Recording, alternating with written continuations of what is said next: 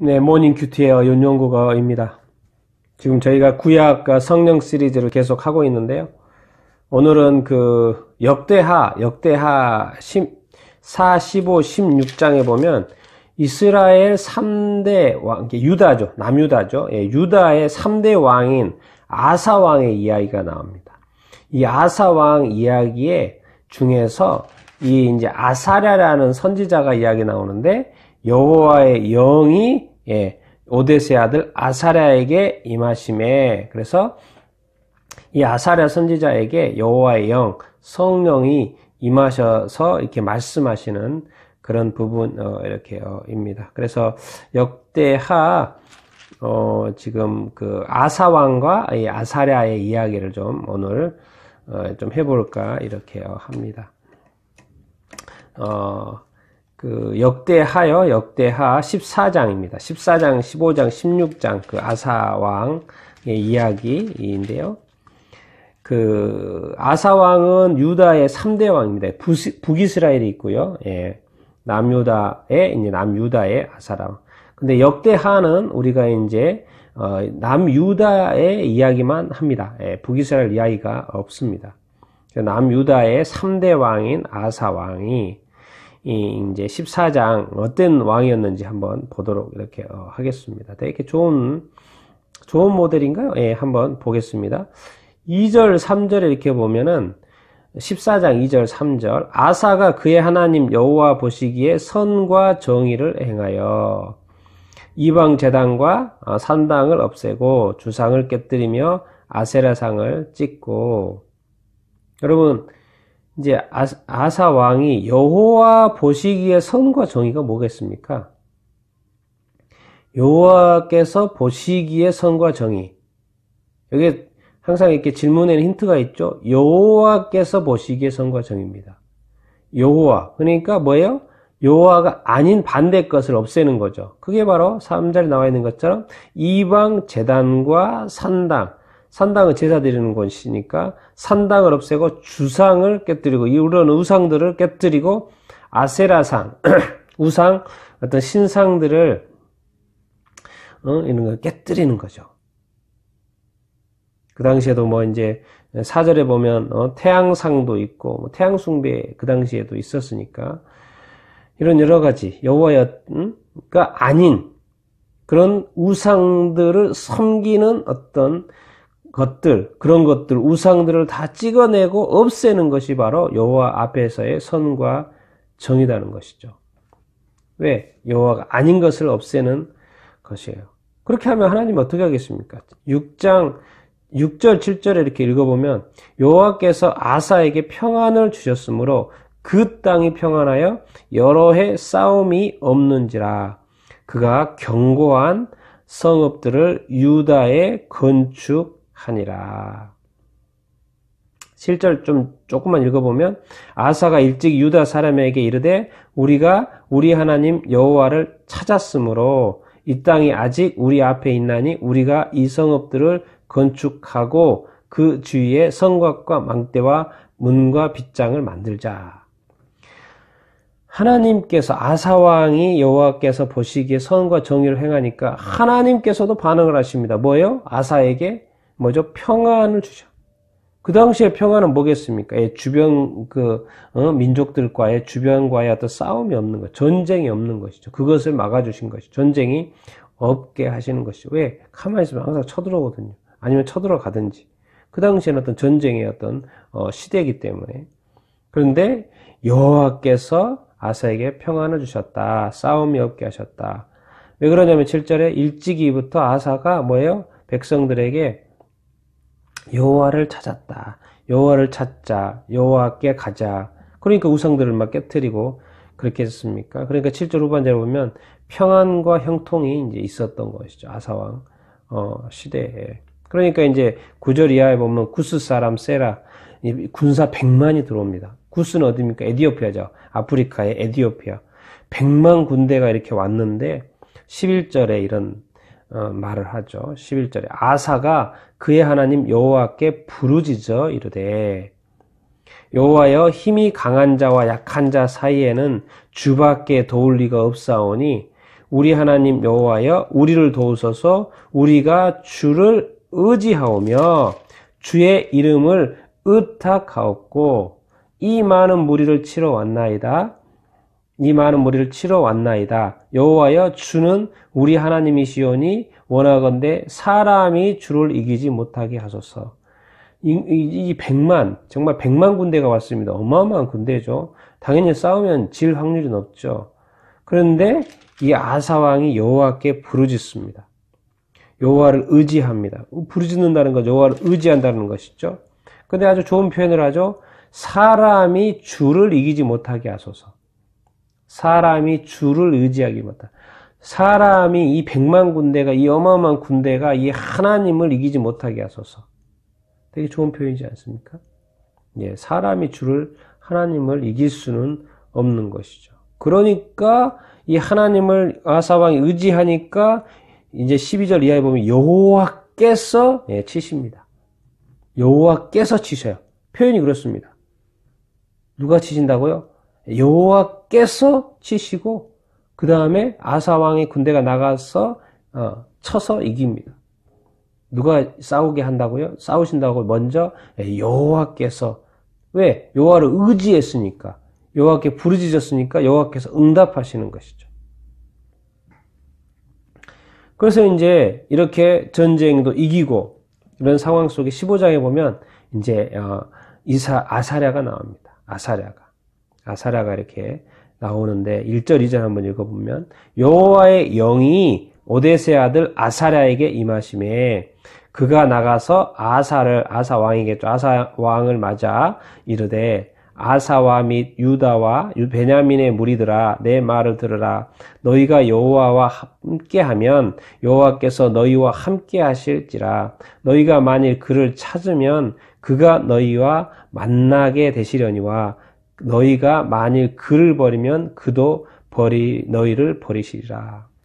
여호와의 영 성령이 임한 이 아사랴 선지자가 이 아사왕에게 이렇게 말을 합니다. 이 아사왕과 또 그 백성들에게 말하는 거죠. 여호와와 함께하면, 너희가 여호와와 함께하면 여호와께서 너희와 함께 하실 것이다. 그런데 너희가 여호와를 버리면 너희를 버릴 것이다. 여호와께서도 너희를 버릴 것이다. 라는 그런 말씀을 이렇게 하시죠. 여호와의 성령이 임한 사람의 말입니다. 성령이 함께한 사람에게 있어서의 말은 뭡니까? 그 당시 이제 선지자니까 왕에게 백성들이 하는 말은 뭡니까? 성령은 하나님을 위하여 일하시지 않습니까? 그 성령의 뜻은 무엇입니까? 성령이 하고자 하는 말입니까? 늘 하나님과 함께하기를. 하나님 여호와와 사람들이, 백성들이, 왕이 함께하기를 원하는 것이죠. 그러니까 그 이제 표현들을 보면 이제 그 이후에 아사랴 이 선지자의 말을 듣고 이제 아사 왕이 여호와의 제단을 정예하고 재건하고 여호와께 제사하고 여호와를 찾고, 그래서 여호와를 찾지 않으면 죽여야지, 죽이는 것이 마땅하다. 그래서 계속 여호와의 찾았다는 것이죠.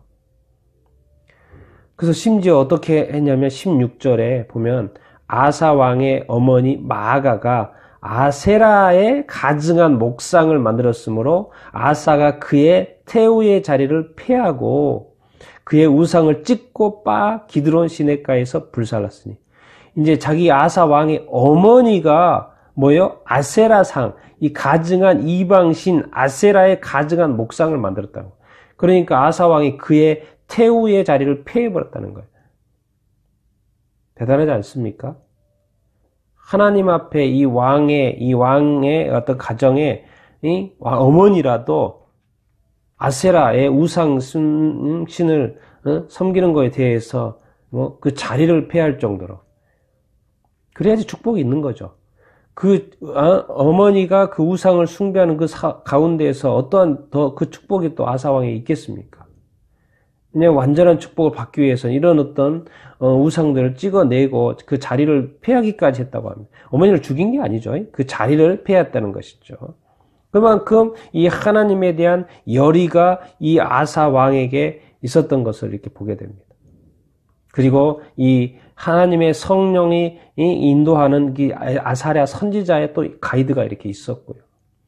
그러니까 둘이 잘 이렇게 하나님의 말씀을 말씀에 순종을 이렇게 했죠.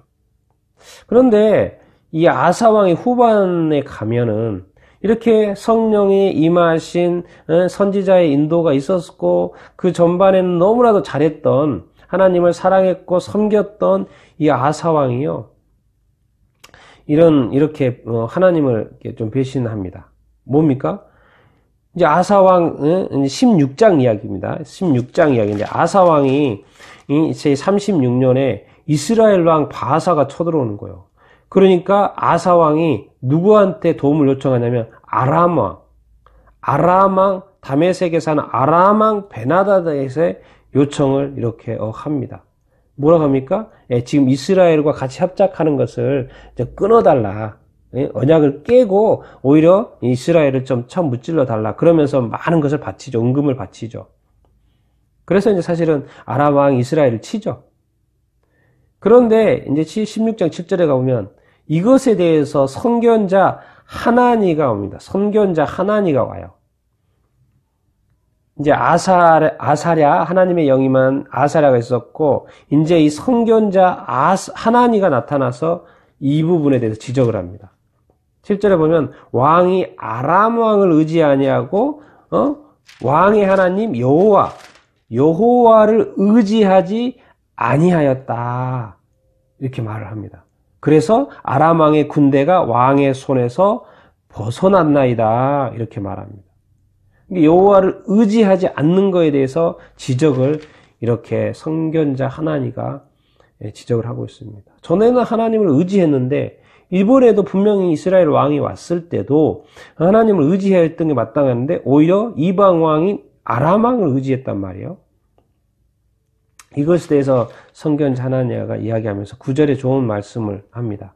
여호와의 눈은 온 땅을 두루 감찰하사 전심으로 자기에게 향하는 자들을 위하여 능력을 베푸시나니 이 일은 왕이 망령되이 행하였은즉 이후부터 왕에게 전쟁이 있으리라 하매. 이제는 뭐예요? 하나님을 의지하지 않으니까 뭐가 있다? 이제 평안이 끝나고 전쟁이 있을 거라는 거예요. 그래서 10절에 이제 아사 왕이 노예가지고 화가 나가지고 선견자를 옥에 가다버리죠. 여러분, 이 하나님을 한때는 잘 의지하다가도 어떻게 됩니까? 또 이렇게 이런 전쟁의 위험 속에서 자꾸 인간적인 생각을 하는 거예요. 왜 하나님을 의지했던 그것을 그대로 의지하지? 왜 그랬을까요? 참 우리가 고민을 해보고 생각해 봐야 됩니다. 왜 아사 왕은 하나님이 함께하고 의지했을 때 그렇게 승리를 주셨는데 왜 이렇게 아람 왕, 이방 왕을 의지했을까요? 왜 하나님을 버렸을까요? 그러니까 바로 반응이 나오는 거죠. 하나님께서 선견자 하나니를 보내가지고 너 왜 그랬냐? 왜 나를 의지하지 않고 이방 왕을 의지했냐? 그러니까 바로 이제 하나님도 마음이 떠나시는 거죠. 하나님 의지할 때, 함께 할 때는 하나님이 도우시지만 하나님을 버리는데, 하나님을 의지하지 않는데, 하나님을 찾지 않는데, 그 말은 뭔 말입니까? 하나님의 도움이 필요 없다는 이야기입니다. 하나님의 입장에서 느끼기에는. 그러니까 하나님이 버리는 것은 당연한 거 아닙니까? 하나님이 왜 나를 버리셨냐고 말할 수가 없는 거죠. 이 습관이 어떻게 되냐면, 이 16절 끝에 보면은 이제 아사왕이 39년에 발에 병이 들었어요. 그래서 매우 위독해요. 병이 들었는데 자꾸 여호와께 구하지 않고 의원들에게 구했다라는 거예요. 이 말은 표현은 아프면 당연히 의사한테 가야 되겠지만은 먼저 기도하지 않았다는 거예요. 하나님께 이제 특히 왕이잖아요. 왕은 하나님과 함께 해야 되잖아요. 그러니까 왕으로서 하나님께 구하지 않았다. 근데 뭐예요? 이제 후반에 자꾸 아람 왕을 의지하고 또 의원을 의지하고 이 말은 뭔 말입니까? 하나님을 자꾸 의지하지 않았다는 표현인 거죠. 여러분, 이 왕의 자리 그리고 이 선지자들이 하나님의 영이 임한 선지자가 옆에서 조언하고 함께하는 이 순간들 다 하나님을 의지하게 하는 것이고요. 하나님께 순종하게 하기 위한 것이 아니겠습니까? 우리도 성령이 함께하는 사람으로서 정말 하나님을 의지하고 하나님을 찾고 하나님께 순종하는 삶을 우리도 다 살아갈 수 있게 되길 바랍니다.